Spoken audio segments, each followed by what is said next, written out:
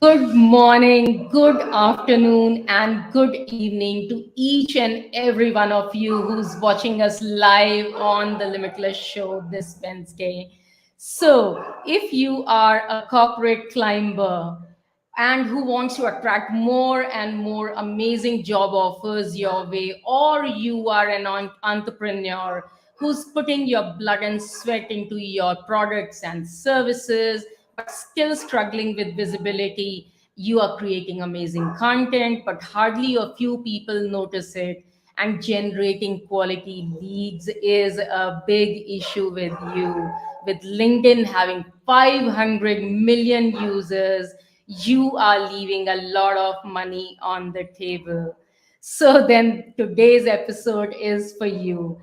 As a shy, nervous child, Dionne Watts-Williams struggled with public speaking, even in small groups, but writing came naturally to her and was her outlet. But it was an appalling, eye opening experience as an adult in corporate America that jolted Dionne into coming out of her shell, rededicating herself to her God given abilities and vowing to never let anyone take her talents for granted. As a brand messaging consultant, Diane has leveraged her 20 plus years as a writer and strategist to help hundreds of brilliant, ambitious Black women entrepreneurs and corporate climbers shed fear and anxiety, share their brand stories, and come out of obscurity in their careers and big businesses. She has written amazing content for just about every type of medium and uses the art of written language to help her clients strike a chord with the audience. As a brand strategist, she is developing eye catching branding materials and results driven PR and social media campaigns for law firms, community based organizations, international nonprofit tourism bureaus, PR firms, government agencies, and whatnot. So, without much ado, let me bring over Dion with a warm round of applause. Hello, Dion. So glad to have you over here. Thank you so much for joining me on the Limitless Show. Hi, Anshu. How are you? Thanks so much for having me. This is so exciting. It is exciting. It is exciting because I think what you do is something that is required by so many of us. And I say that that including myself, we create so much of amazing content, and we are working so hard towards it. And still, if people do not realize that we are even present, they are not even aware of our existence. It all goes for a waste. So much of our effort. So, before we begin with that part, would you like to share your story? How did you get into this brand messaging part? Oh, wow. Pretty much as far as I can remember, as far back as I can remember, I was just naturally drawn to writing. I'm still an introvert. I was a very shy child. And so I began to journal and just really write my thoughts and feelings on paper. And I noticed even in school, even in elementary school, I was just a really good writer, whether it was an assignment, a paper, it could have been poetry, just any type of literature or language. I was just naturally drawn to it. Fast forward, like you said in the introduction, I was laid off from my job when I was 5 months pregnant with my son. My son is now 8 years old. And so, even leading up to that point, it was a very toxic, work environment, very stressful. I developed, ulcers even from the sheer stress of the job. And so being laid off with a newborn baby on the way, it was just a devastating, moment in time. And I had been consulting kind of on a part-time basis. I started out as a freelance writer. So writing press releases, people would ask me to write bios for them or resumes and things like that. And so really during that time, as a stay-at-home mom, it was just something about looking in my son's eyes where I knew he deserved more. I deserved more. And so I really just had a my own spiritual, epiphany of like, okay, what is it that I was meant to do here?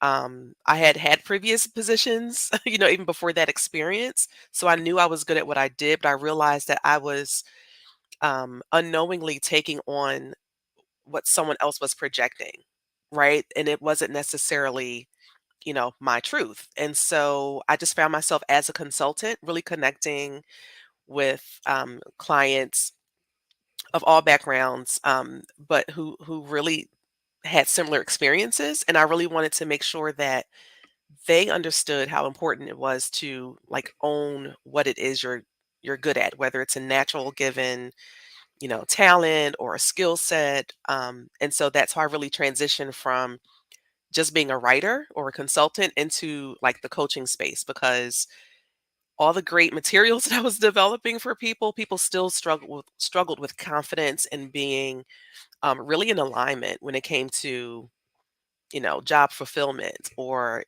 entrepreneurs who weren't really sure about who they were meant to serve. So that was in 2007 when I started freelancing, and yeah, I've been doing this ever since, and it's been an amazing ride. So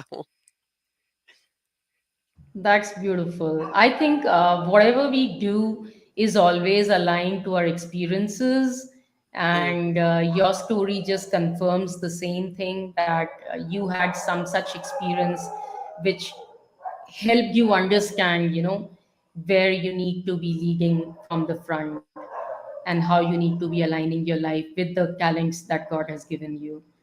yes, yes, it's so important because when you think about how much time we spend at work or with our, clients, if you're an entrepreneur, that really consumes a lot of our time. And so what I found was that I was taking that stuff home.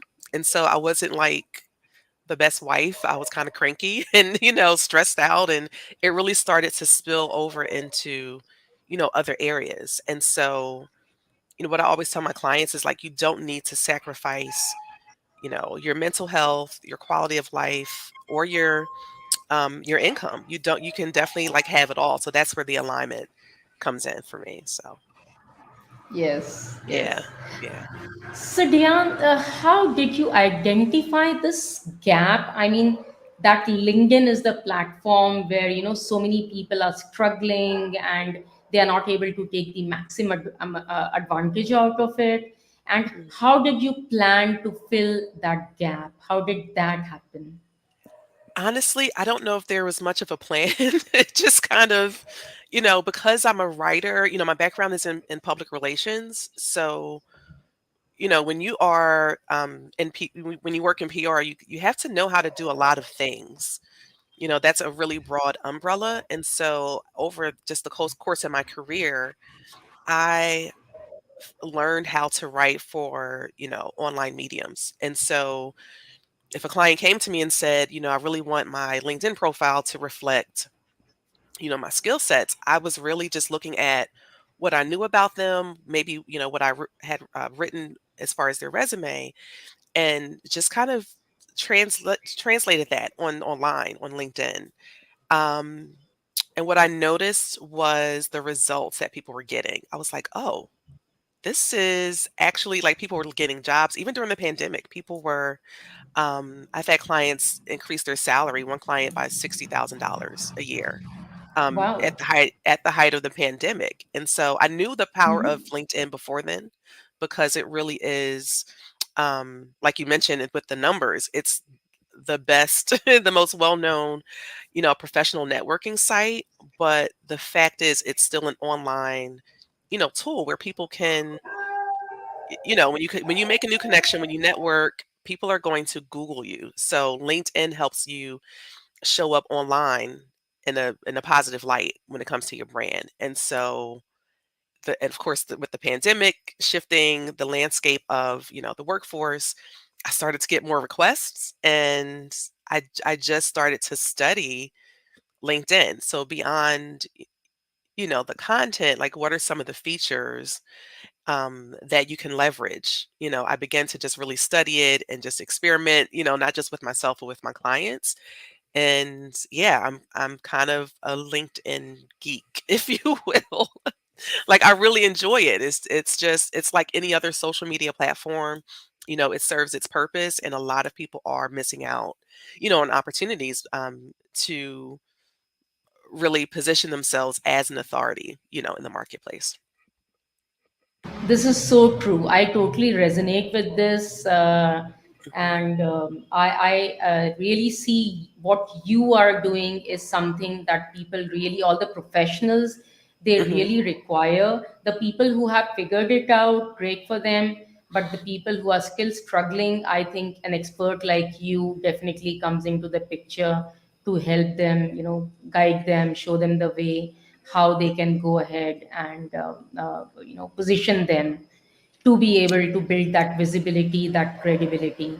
So true. So Yeah. what are the different things a brand strategist does for a personal or a business brand? What are the Okay. different things? Yeah. Right. That's such a good question. I don't think I've ever been asked that before. So my job as a brand strategist is to, one, understand, or to understand myself and to help my clients understand their professional goals. Right. It's very hard to start applying for a job, to start doing things online when you don't know, where you're going. So that's the first thing, is to help you really get clear on your strategy and your goals.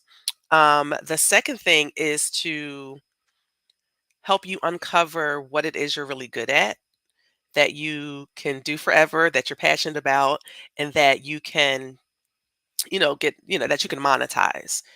Um, and so it's really bringing together your goals, the opportunity based on what you're good at and your passion, and also, how do you communicate that in a way that makes sense to your audience? So it's looking at not just strategy, not just the content, but really making sure that the two are working to get you optimal visibility, optimal results, and ultimately so you can make, the income that you deserve.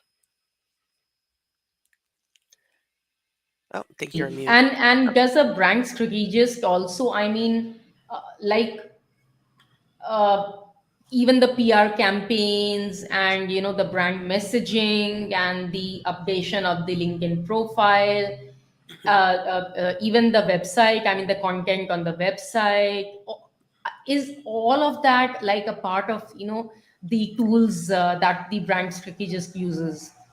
Yes. So the website content, your, LinkedIn profile, the campaign, those are all the vehicles, right, to get your message to the Right, marketplace. Right. So right.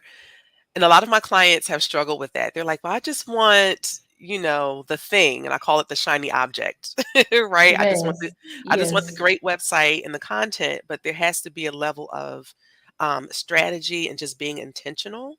And so yes. my job is to say, okay, let's just do a brain dump. Let's brainstorm. Let's figure out what it is like that you want. Who is it that you're trying to reach? Where is it that you're trying to go? And then that determines, definitely how we use all those different tools. So all those things, like I said, I've developed, press releases, media kits, things like that. All of those tools are great, but there's a way to use them in a smart way so that you're maximizing, all those different pieces.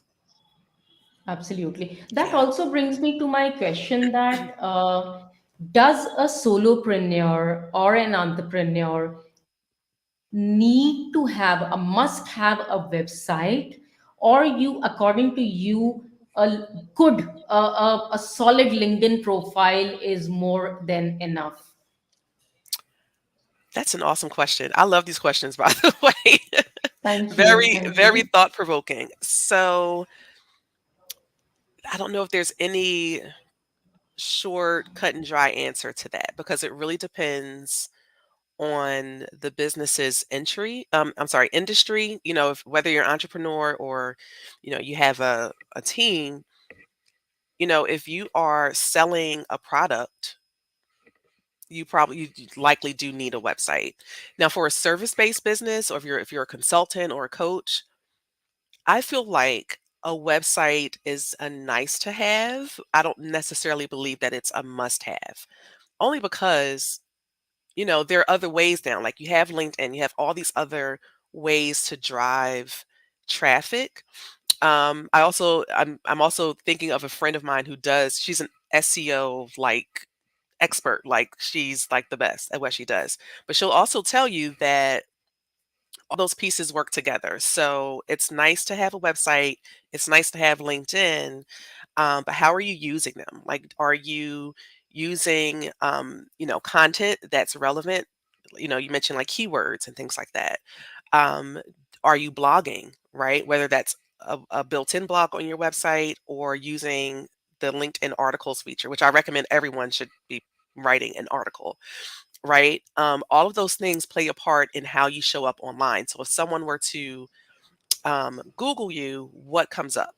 And I say if you're not going to maximize either one, I don't think you necessarily need both. Like I would probably tell someone to focus on one thing really well Mhm. instead of having a bunch of assets that you really aren't using to its full capacity. Yes, yes, Now with that being said, I have clients that definitely have both, so this way, no matter if you're looking them up on LinkedIn or you just Google them, like both of um, their site and the LinkedIn profile are just full of SEO friendly content, so this way they are the obvious choice when someone goes to Google someone with their, expertise or their location. So it really is a more complicated, question, but I get that question a lot. And I tell my clients, even until you can build the website of your dreams, LinkedIn is a free resource where those features are already built in. So you don't need to hire a designer or anything unless you want to, but you can really just get started with LinkedIn. yes, You can create a simple landing page.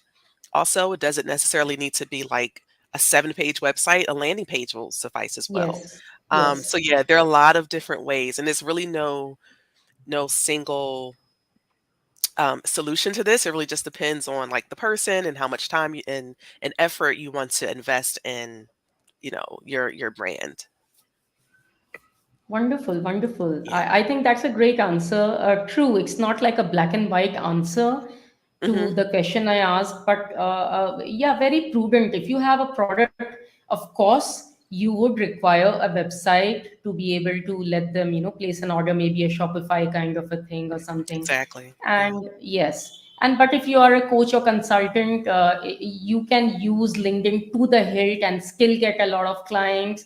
But if you have, of course, both, and if you're using both properly with all the SEO and everything, then Mhm. of course you will be the obvious choice. Yeah, Uh, yeah. When I think about I'm sorry. yes, Can go you hear ahead. me? I'm sorry. Yes, I can hear Um, you. Yeah. okay. When I think back to when I first, because I took a brief hiatus in my business for a few years. So 2018 is when I decided I need to like really like take this seriously. When I first started my rebrand, I just had a landing page. It was a Google site. It wasn't anything fancy. It was a single page that said, "This is who I am. This is who I help. This is what I can offer, and here's how you can reach me." And so, what was even more important at that stage was making sure that I had a strategy to get people to the site. And so, I always tell people who want to get right into the website content that is great, but you want to be just very strategic about it. So, what is the point, of building the website if no one's going to come and look at the website? Right? Yes. So, and then of course there are other ways to get SEO, get boosted through SEO, right? You have the blogging, you have the podcast, things like that. So, yeah. Yes. So we have a question here, and Krishna Anubhav is asking, do you think pushing engagements using pods is good enough? Pushing engagements using pods. I'm not totally clear on what a pod is. Is there Mhm. I don't think I've heard of Even that. I'm not sure really so much. I think thoughts are some place where you just need to pay some minimal amount of money, and Mhm. you become a part of the group. And I think whenever you put out some post on LinkedIn, they come over and they support you in those posts, creating engagements. Oh, the engagement groups. Okay. I've never okay, that makes sense, pods. Okay, thank you for that. So, mm, so here's the thing. We live in a society where we want the engagement, we want the numbers, but for me, quality always trumps quantity. So, and I have lots of friends who are also entrepreneurs, and I've been invited to, join these pods, right? Where it's like, okay, we're going to like each other's posts, we're going to comment, and those things are great, but it's kind of similar to, say, buying followers. And I'm not saying that that's necessarily bad, but at the end of the day, you want engagement, you want followers from, that are actually going to buy from you. Like you want to make sure that you're engaging with your audience. Um, Yes. Now, that being said, the great thing about the pods is that, okay, it's going to boost your engagement and it could drive other traffic. I say just do what, you might have to, it's just trial and error. You might just have to see how it works, try it for a period of time. Um, that's kind of in the category with, ads, paid ads, or, buying followers. You really want to still make sure that you're targeting the right people at the end of the day.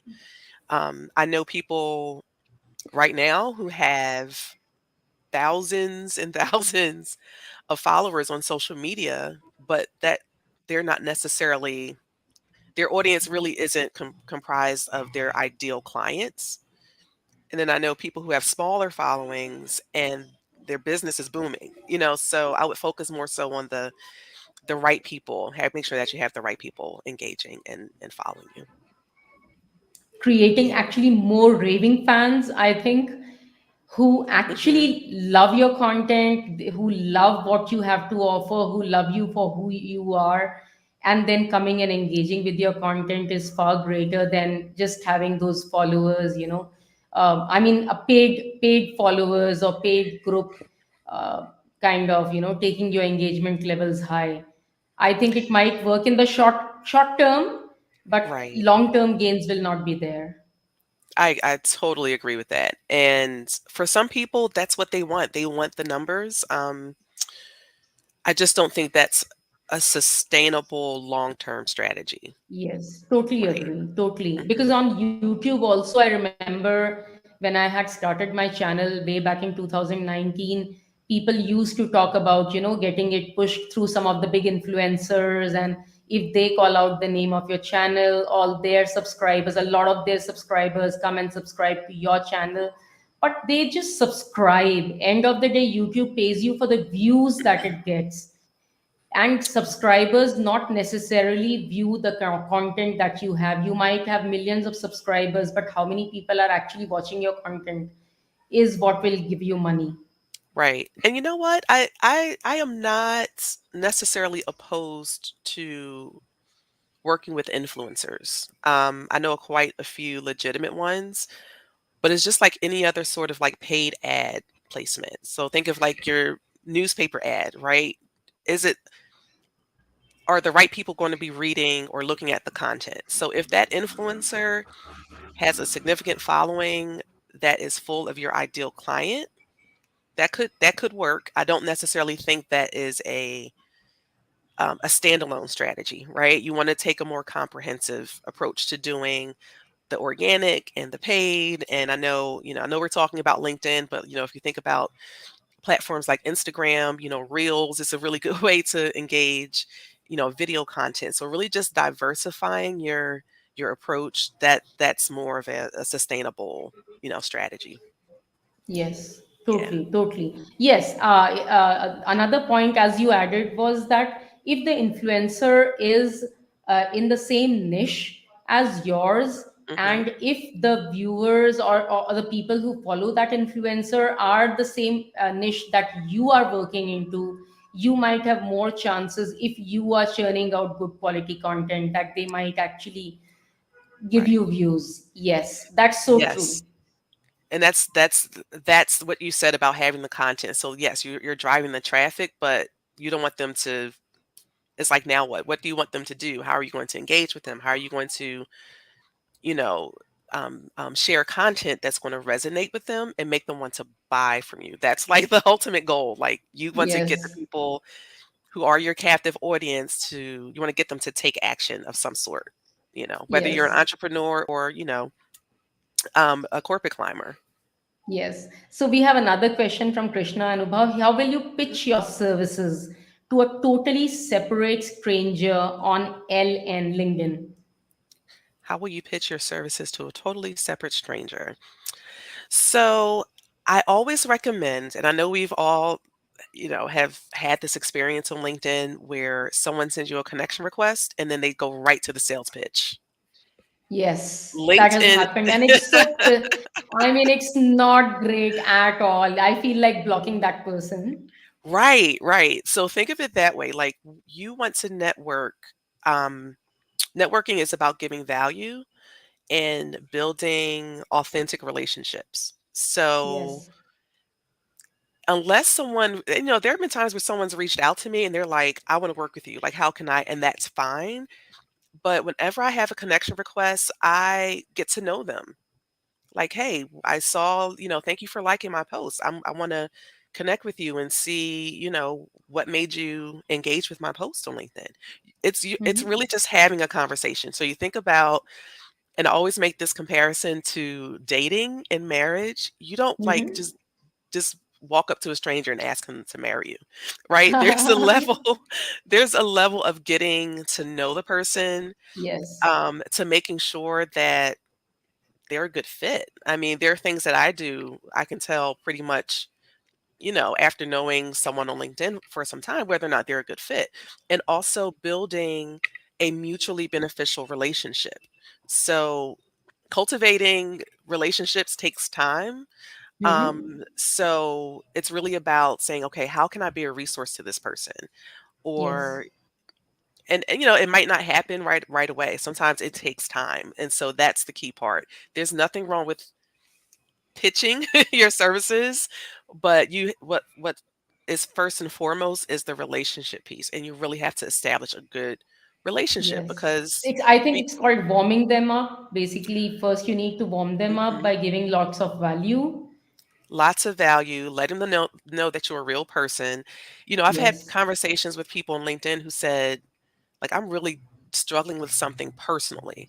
And I could Hmm. not in good conscience, like, try to pitch my services to someone who's, just finishing, their last round of radiation therapy. Like, that's insensitive, so it's Yes. really about showing that you care and that you're human, Yes. and people want to do business with those who they know, like, and trust. So it's building Yes. that kind of relationship with them first. Yes. That was a good question, though. Absolutely.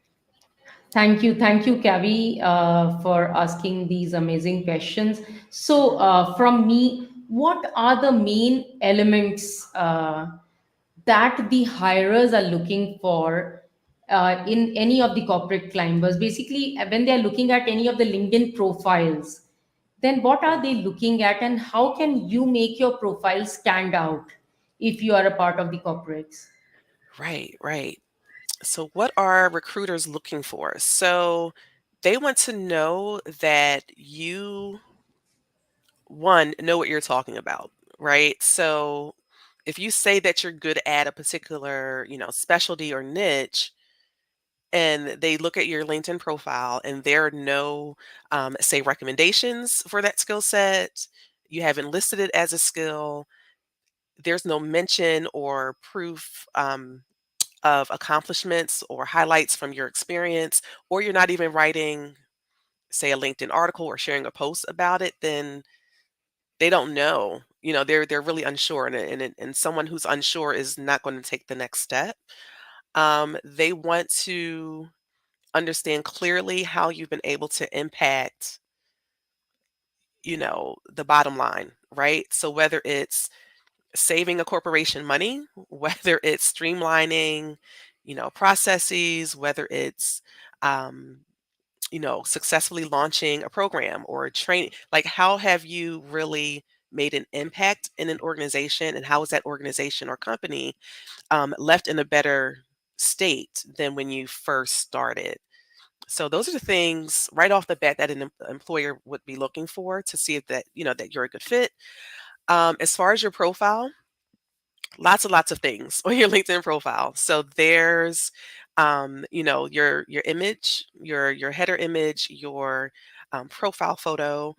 Always important to have like a high quality headshot. And by headshot, it doesn't have to be like a studio headshot, just something that's like not a selfie. So if you can get someone to take a quality picture of you for your profile photo, and in your header image, you can actually show maybe a picture of you in your element. So if you're a consultant or a coach, or maybe you're a corporate trainer, like, do you have an image of you like enjoying what you do, like in your zone of genius?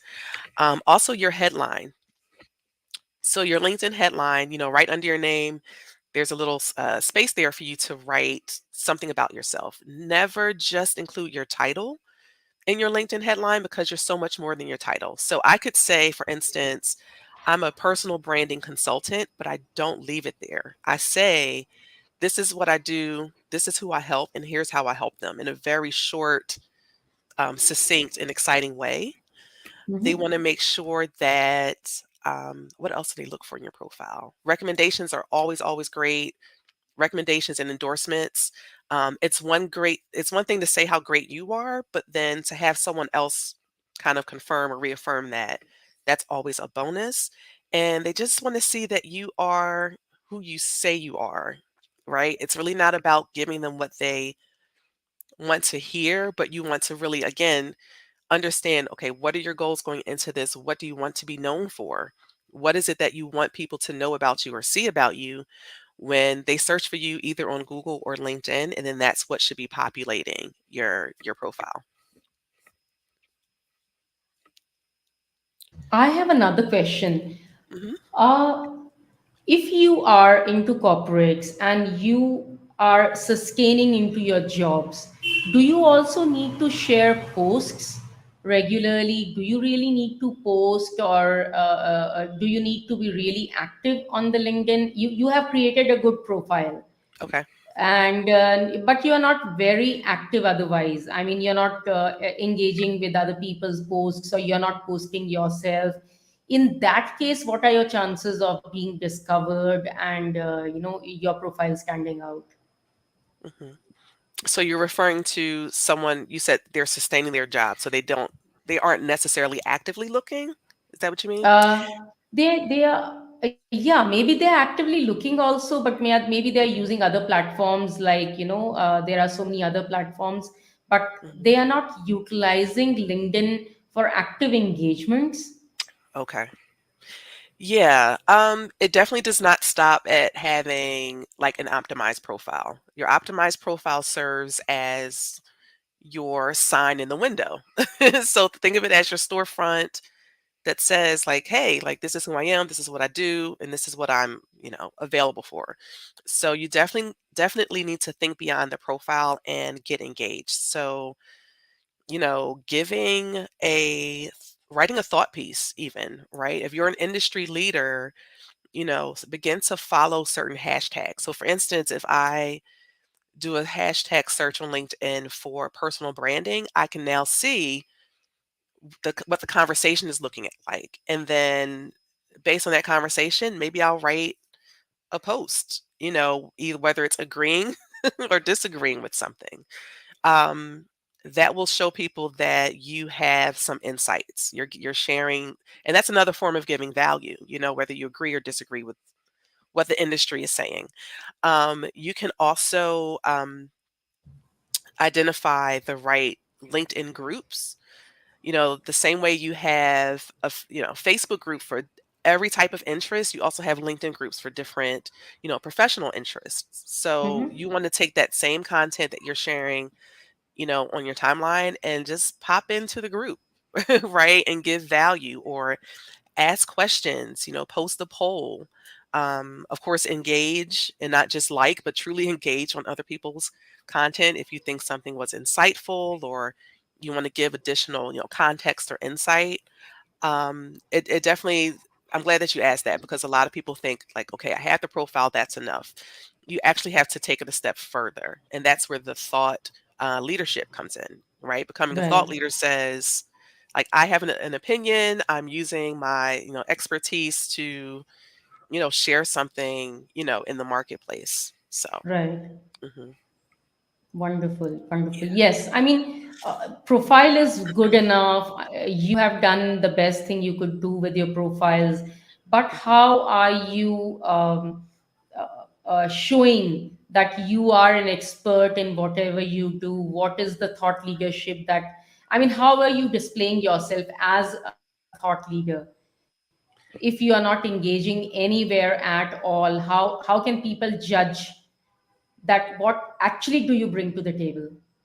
hmm hmm And that's so important because a lot of people wait until they're in the market for a new job or now they're looking for like clients, and that should be just a regular occurrence, even if it's Yeah. just a couple of times a week. I have a checklist that I share. It's a daily LinkedIn checklist that shows you how, like, Mhm. just 20 minutes a day, you can improve your visibility and become a thought leader on LinkedIn. So think of it as a bank, right? You're making deposits into this kind Yes. of thought leadership bank. So this Yes. way, when and if you are now open for opportunities, it's not such a hardship. You're not necessarily starting from scratch because you've been, working all along to really establish, yourself as the expert that you are. So, Yes. mhm, Yes. Thank you. Thank you for sharing that. I think it's sure. very important. So, now, what are some of the best strategies that any entrepreneur can use to get good visibility and credibility to their profile and their work? Oh, yeah.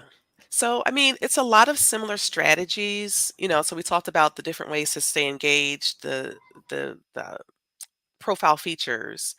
As an entrepreneur, also depending on if you're service based or product based, really try to maximize on those features. So, for example, someone could write you a recommendation, or and this is something that I actually do. So, a client, Mhm. writes me a recommendation on LinkedIn. I will now take that recommendation, create a social media graphic, and of course, it's Mhm. posted on like my website and other, platforms. But now I've taken that graphic and I've added that to, say, the media section of your profile. So the media section of your LinkedIn profile lets you add images. You can add, files, whether it's a PDF of your work. If Mhm. you're a corporate climber, and I know we're talking about entrepreneurs, but even a corporate climber can take, say, a review, right, from your annual review, and actually Mhm. take that and add it to your profile. So now you have this repository of awards, accolades, maybe articles that you've written. If you're a service or product based entrepreneur, you can take pictures of your products and put them on your LinkedIn profile. And it's really the same, for anyone, regardless of what you do. You're just really repurposing what's already on your profile and showing it off in a different way. So if it's something Yes. that's written, you can give it visual appeal. If it's something that's visual, you can make sure that it translates well in a written format. So I heard you talk about articles earlier as well. So hmm what I know is nowadays, LinkedIn has write a post that most of the people use, and articles used to be something where people used to write articles earlier, but nowadays I don't see many people writing articles. How relevant is writing articles as per? I mean, I don't mean a post on LinkedIn. Writing articles, how relevant is that today? And does it garner anything, any brownie points above the post? Yeah. I think, okay, so here's the great thing about LinkedIn articles. or just LinkedIn period. It's again, you can diversify your content in so many ways. So, one of the things that I teach my clients is how to repurpose content, right? So, you think about, say, someone going on LinkedIn Live, so for example. So, you start out with your video content, and I'm get to the article. I just want to, illustrate something. You start out with Yes. your video content. You can Yes. now transcribe. There's, what is it, otter.com, all these transcription services. You can transcribe your video content and you can now create a blog post or a LinkedIn article. A LinkedIn article is essentially a blog post, but it's just on LinkedIn, which, by the way, you can actually create on LinkedIn a newsletter. And so now your articles, the same way you have an email newsletter that people can subscribe to on LinkedIn, and now your articles can become a part of your newsletter. So you mentioned brownie points. I think it's all about SEO. It's all about thought leadership. And so what someone will see when they come to your profile is like, wow, she's not only sharing content, she's writing original content, whether it's a post or an article. By writing an article, even if it's bi-weekly, like once every other week, and now promoting it as, your newsletter, you can show people like I have an actual, following. So you're showing that you are, again, it just adds another level to the thought leadership piece. But articles are great. I always encourage my clients to write them. And like I said, if you aren't, writing's not everyone's forte, but you can always start out with like a video, get it transcribed, and that can serve as the basis for your LinkedIn article, or you can even repurpose it for your email newsletter. I do that sometimes too. So if I have a really good piece that I think a lot of people will, appreciate, I'll, just repurpose it many different ways, because not everyone that's on, say, your email list is following you on LinkedIn. Not Yes. everyone who subscribes to your LinkedIn newsletter is necessarily following you on your timeline. Like you want to make sure that you are becoming, in a way, like omnipresent, right? Yes. So I highly recommend writing a LinkedIn article, even if it's not, and it doesn't have to be like a dissertation. It doesn't have to be really long. It can be just 2 or 3 paragraphs about something that you read about in passing. Or if you're like me, I always share my personal life and how it reminds me of maybe something on the business side of things. And Right. so I recently did an article about how I was out with my daughter, and I had this experience where I got a job alert from years ago, and how, looking back to that moment in time, I've come such a long way, and how it reminded me to take the limits off of what you are expecting out of a job opportunity. I'm no longer in the market for a job, but that just triggered something in me. And I said, oh, let me write about that. So you can always use just everyday experiences, conversations. I get that question a lot, like, yeah, I want to write an article, but what do I write about? So, I mean, there are lots of ways you can just, just be inspired by just everyday, kind of occurrences. Great. So, Yeah. I mean, what are the different kinds of content that work well on LinkedIn? I mean, if Mm. you create a video, for example, what duration videos mostly do well on LinkedIn? What should be the ideal duration of those videos? So that's a great question. LinkedIn definitely, like most platforms, they prefer native content. So native content is you've gone live on LinkedIn, not pre-recorded, not sharing a video that you did on like Instagram or Facebook. They want to see that you are going like, and I've done experiments like that where Hmm. I'm like, let me just post a pre-recorded video and see how it performs. And it would get like 2 or 3 views versus my lives that would get like hundreds of views. So the Hmm. algorithm definitely prefers native video. Hmm. In terms of the type of content, I like to give things, I like to do lists, right? So 3 reasons why, you can't land the career of your dreams. 7 steps to building a standout brand. Like I try to give very like tangible, like, you know, just things that Yes, people can here kind it of take is. away. Yeah, here's the Right. solution kind of a thing. Yeah. Right. In terms of the length of time, it varies. I'm learning to be more impromptu with my lives, but sometimes I'm only live for 10 minutes. Other times I've gone live for 40 minutes. I mean, it really just depends. And the other great thing is that the more content you create, whether it's video, whether it's, written, your audience will give you ideas for more content.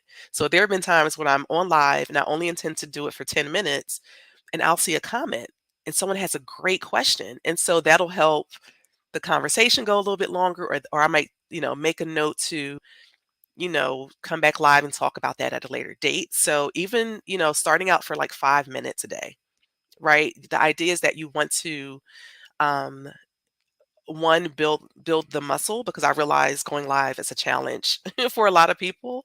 And also you want to get your audience used to seeing your face. There's something about, video content that really will help expedite that know, like, and trust, kind of factor. So the other thing to keep in mind is that when you go live, the platform is now telling or alerting people that you're going live. So I wouldn't go live for like less than 5 minutes. I mean, 5 minutes is really, really not a long time, but there's definitely like a method to going live in a way that you're not just sitting and waiting for people to join your live, and then you're not speeding through, because you want to allow people enough time to come on and join you for the conversation. So definitely aim for like 5 to 10 minutes, and then over time you'll kind of get the hang of it.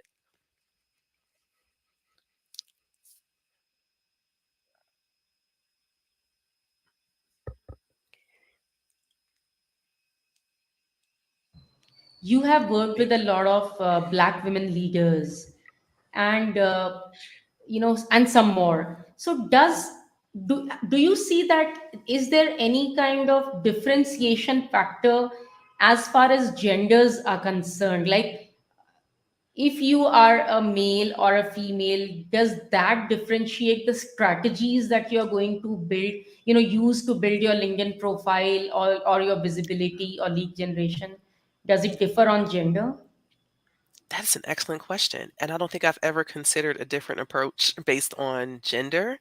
Um, I don't my approach is not different when it comes to LinkedIn or, the overall brand strategy.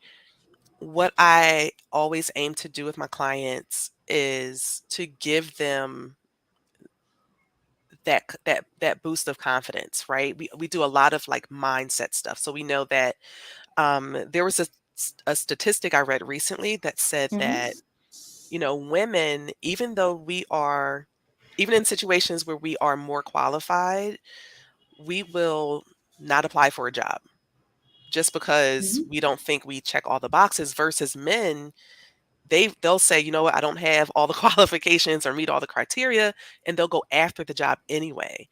So for me, a lot of it is more so mindset instead of the actual strategy, because you can't do the strategy until you've kind of worked around, the confidence, the imposter syndrome. A lot of clients deal with that, wondering if they're good enough, thinking they need more credentials, which, they might need more credentials, but oftentimes I help my clients understand like that you are enough. So there's a lot of working around or Yes. undoing a lot of the trauma, whether it's in the Yes. workplace or even things that have happened, in childhood. I had a client tell me, like, I realize I don't speak up at work because as a child, the teacher told her to stop raising her hand so much because no one would like her if she kept raising her hand. And so she Hmm. was like, I never Yes. realized that all of that from being like 7 years old carried over into, my career. My Um, career.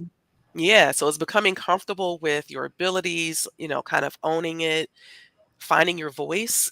A lot of times as Yes. women, so it's not necessarily a different strategy, but it's more so getting them to become more comfortable with their skills and talents and abilities. Yes, absolutely. I totally agree with you, Gian, when you say this, because mindset precedes everything else, Mhm. everything in this world. None of your achievements can come through if your mindset is weak. I think that's the basic building, foundation, Mhm. and only on that can we go ahead and build all the dreams and desires that we want to kind of manifest and build for ourselves. Yeah. So I think that's a brilliant approach. And you'll be surprised by this question that I'm going to ask you. So is it true that you Mhm. need to dress up or dress down depending on the kind of leagues that you are targeting? And how important is your dressing sense in the personal branding zone? Okay, so I think I missed the first part. How important is dressing up or down depending on your On the kind of niche that you're in, the kind of audience that Oh, you have, how important is dressing? yeah, I struggle with that myself because I'm a really like, I prefer comfort, so I'm actually working with she's actually a personal branding stylist, so she approaches branding from, the appearance, side of things, and I always say, like, it depends on your audience, right? And also who you are, I am not a suit. I do like a good pair of heels, but I'm not so much into suits. Even though I serve corporate climbers and, I that's just not my personal style. So you want to infuse your personal style because how you dress communicates something about you. You don't want to put Yes. on the same way you wouldn't put something on your LinkedIn profile that was not authentically you. It's the same thing with your appearance. Um, then industry plays a part in that and your audience. So for instance, if someone works, say, on Wall Street, they couldn't go to work with, say, in business casual or in jeans versus someone who's more of a creative type. They could be a little bit more expressive and play around with colors and things like that. So I would say to just take all those things into consideration. At the end of the day, there's a way I believe to still be comfortable and still be professional. It just really there's so many factors when it comes to that, but I love that question. That was such a good question. Yes. So what I understand is basically find a common ground between yourself and the kind of customers you're serving. If you like being comfortable, you're not very comfortable being in suits and all. Then just find a kind of a common ground where you're not too casual. If you are into a complete formal zone, but you still Mhm. look professional, but you still are comfortable. Right, right. And I think, especially with the pandemic, I think it's people are very understanding that, you might be a little more maybe from the waist down, not that anyone would see you from the waist down, but like if you're on a Zoom interview, maybe you could just put on a nice blouse and, but presentation is still we're visual creatures, so presentation is Yes. still important.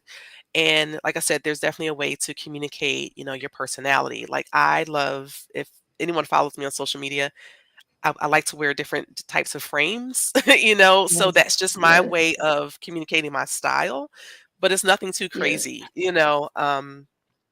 And so you have to figure out what your signature, look is. And of course, again, in a way that's not, um, too harmful at the same time. Like you still want to be authentically yourself, but it's a fine balance. It is. Yes. Yeah. Thank you.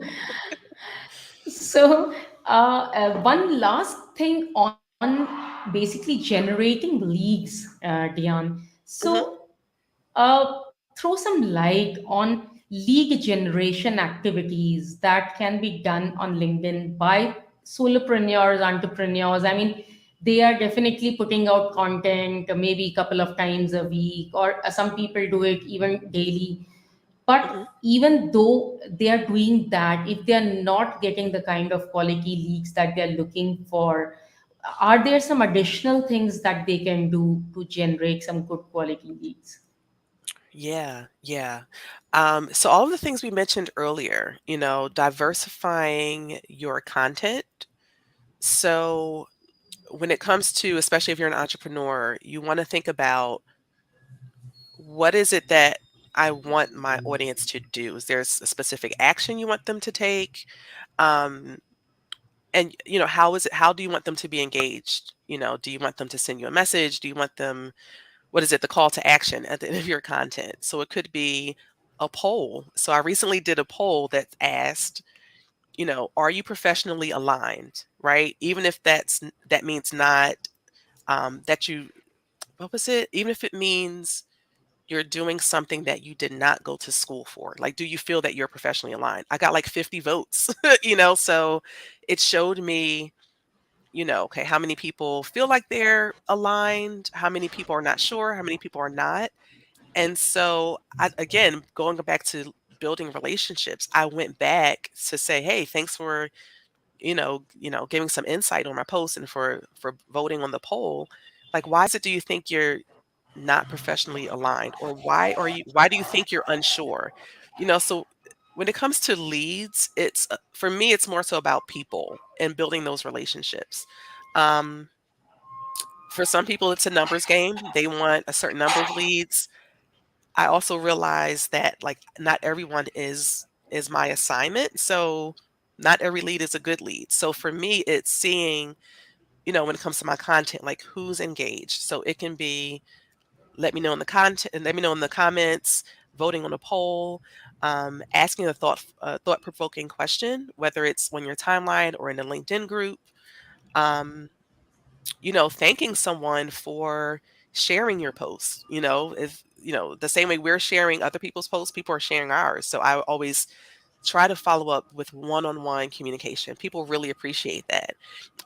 Sending connection requests with a little note, that's always helpful. Just Yes. the little things, that people appreciate, to let them know that you're not just trying to sell. Like I guess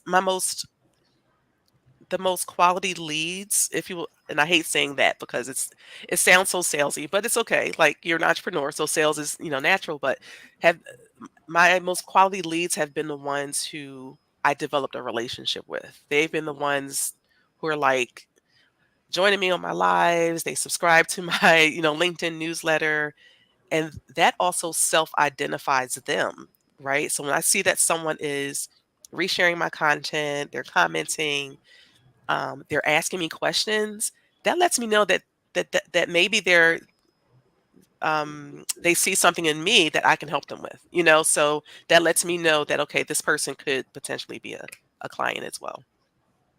Amazing. A wonderful answer. I loved your answer, Diane, because I think it's going to be really helpful for the people who are kind of struggling with the lead generation. What are the different ways in which this relationship can be built? So definitely much Right. helpful. And that to good leads. I mean, we are not talking about good quality leads who Hmm. really like engaging with, what you do. Yeah. Yeah. So, absolute last question to this round before we move on to the lightning bolt round is, do you believe in limitlessness of the human spirit or the human potential, which is the signature question I always ask all my guests? And if yes, then who, according to you, is limitless? Wow. So yes, the short answer is yes, I absolutely believe in the limitless potential. Um, Again, but working with people's or around with the mindset of a lot of my clients, once we break through those limiting beliefs, you know, it's like seeing that lid come off for them. That's like the best feeling. And so when you ask who is limitless, is you mean someone that I know personally, or It can be any kind of answer. It can be a generalized thing that you Mhm. think it's totally upon how you want to take it. It's all customized according to what you want to answer. Right, right. Wow. I think everyone has the potential to to be limitless. I think, kind of how I shared my story in the beginning, a lot of times it's those experiences, whether as in childhood or as an adult, that prevent us from being limitless. I think about my 5-year-old who she loves unicorns. Like, you cannot convince her that unicorns are not real. Like, we will go to the zoo and she's like, I can't find the unicorns." Like, she really believes it. And so I feel like that level of um, imagination, I think, over time, I think a lot of us feel like we aren't capable of dreaming and reaching for higher. So I really admire her in that aspect. So I think, like, again, we all have that ability to think bigger, to be limitless. It really is the a lot of undoing of the mindset that we, kind of grew up with or have learned to just take on, as adults. So I think there's no limit on who can be limitless. I think all of us are capable of that. Yeah. Yes, totally agree. Thank you so much, Dion. And now we will Sure. move on to our next round, which is a quick 5-minute round. Hmm. And let's move on.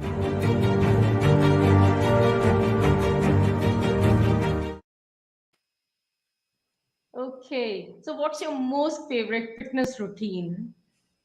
My favorite fitness routine. Oh, these are personal questions. Love it. So I recently, before the pandemic, I actually lost about 80 pounds. I was, Wow, that's and that, huge. yeah, I was huge. I was huge. I was, yeah, I was like over 300 pounds at one point. Lost 80 pounds just by, you know, just walking. I was at a point where I was very stressed and I would just walk 30 minutes a day.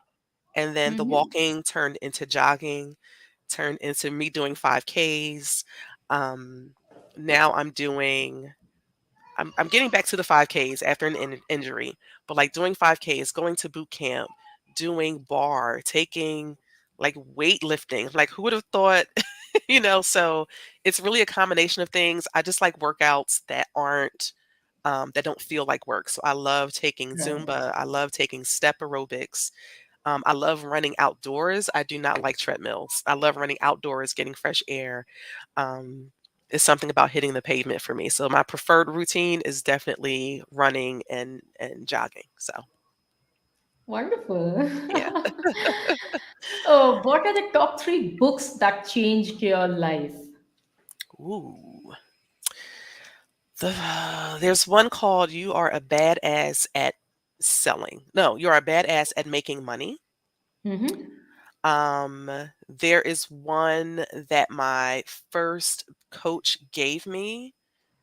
It said, girlfriend, you are brilliant." So it talks about owning your, what I call your it factor. It Factor. Okay, yes, Right, I've heard you right. talk about it. Yes. Yeah. So that was a good book that she gave me. Oh, geez. Another good book. So I'm recently reading Will Smith's book, his autobiography. And Mm-hmm. even before, I don't know if you guys heard about the thing at the Oscars, but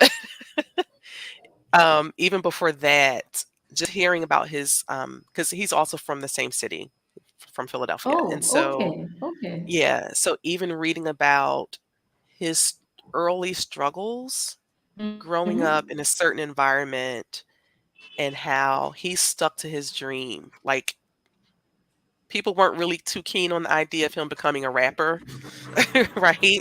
And so when I think about, like, your question around, like, being limitless, he knew at an early age that this was something that he was passionate about. And so I'm actually still reading that book right now. So I love hearing, people's journeys of how they got to where they are today. Yes, yes, Hmm. and it's always inspirational. I have high respect for Will Smith. I think I love him, and Hmm. it's always very inspiring to read people's journeys of their overcoming their fears and challenges and becoming what they have become. So I think, yeah, Yeah. absolutely. So, the message you want to give to your future self, Diane, 10 years down the line, your future self. Whew, my future self. I don't know. What would I give my future self? Okay, I'm trying to do the math. Aren't you glad? I would just ask myself, like,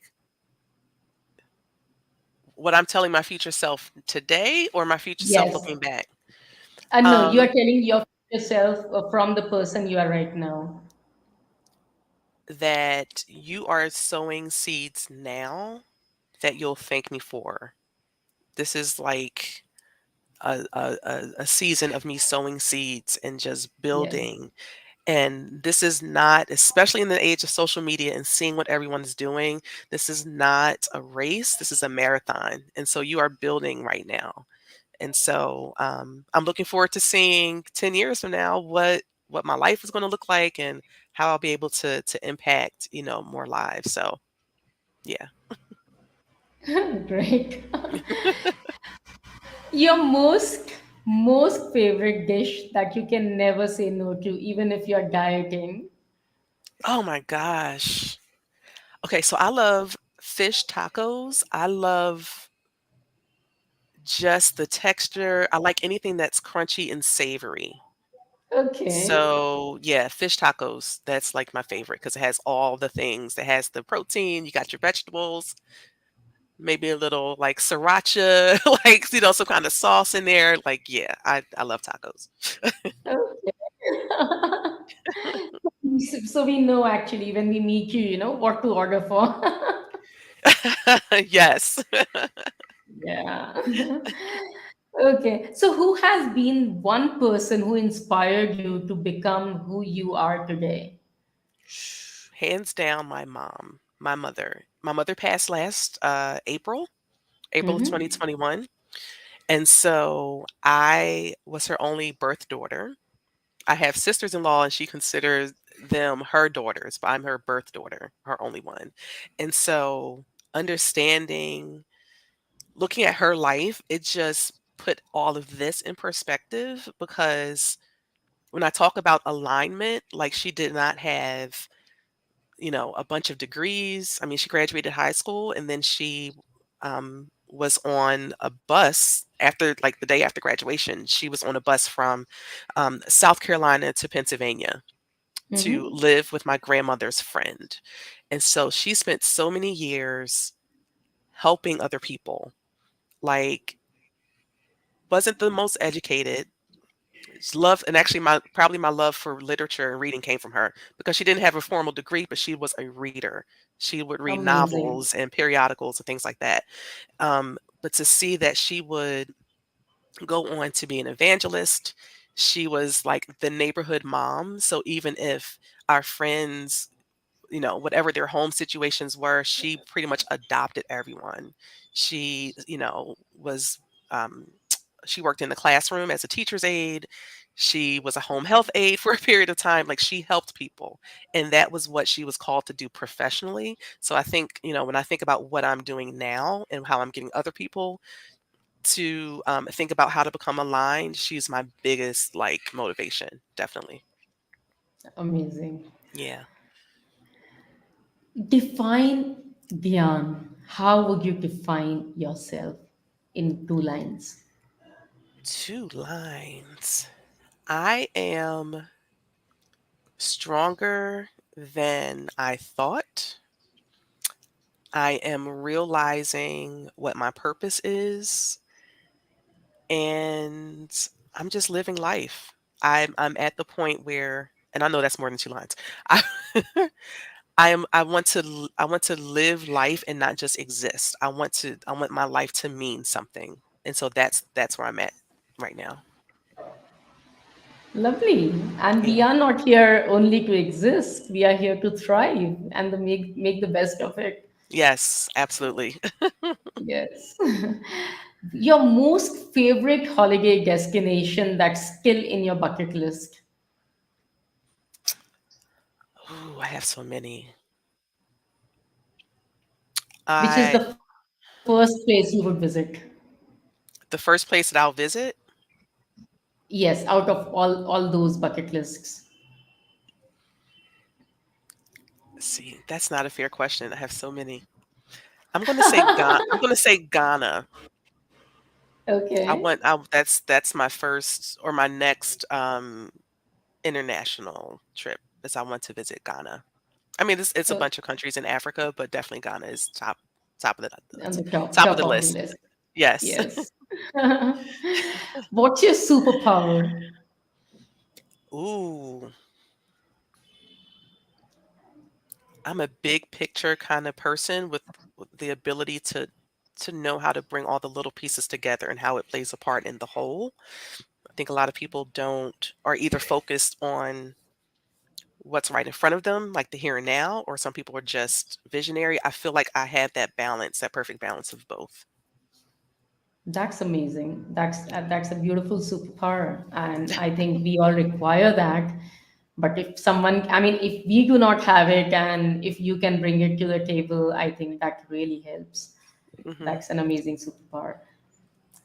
If you are not doing what you are doing, that is brand messaging right now, what would you be doing? I would be an interior decorator. I'm such a creator. I love all things color and textures and, making spaces feel just warm and welcoming and making people feel like this is my space, making sure that the space reflects them. So, That's nice, very yeah. cute.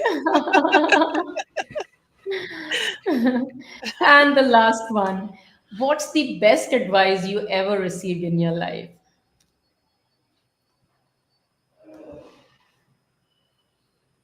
Mm, the best advice.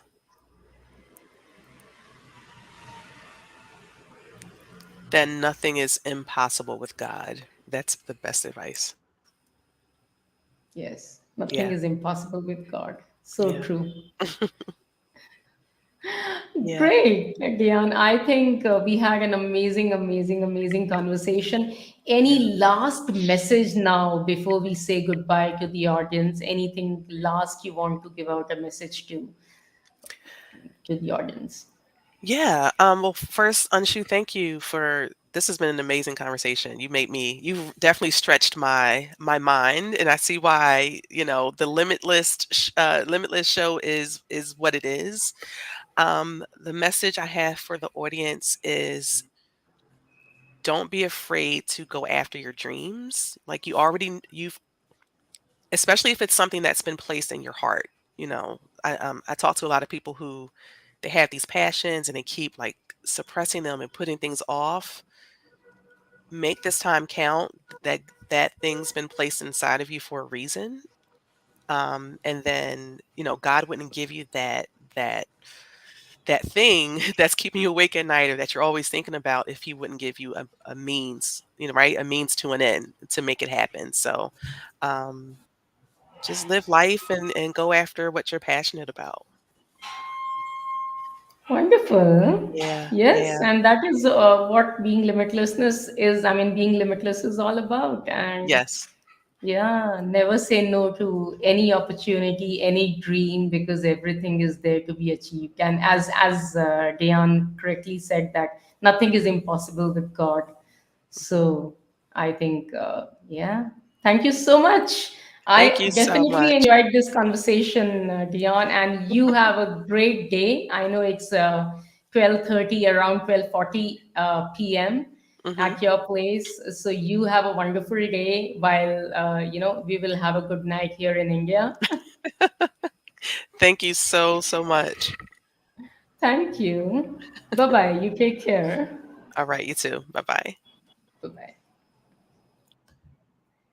Hey people, I hope you enjoyed the conversation as much as I did. And if you have been on the fence and, wanting to really use LinkedIn to the best of the features and the abilities it has to offer and haven't been able to do so, which I feel I haven't been able to, there has been a lot of, amazing value adds that has been done by Dion.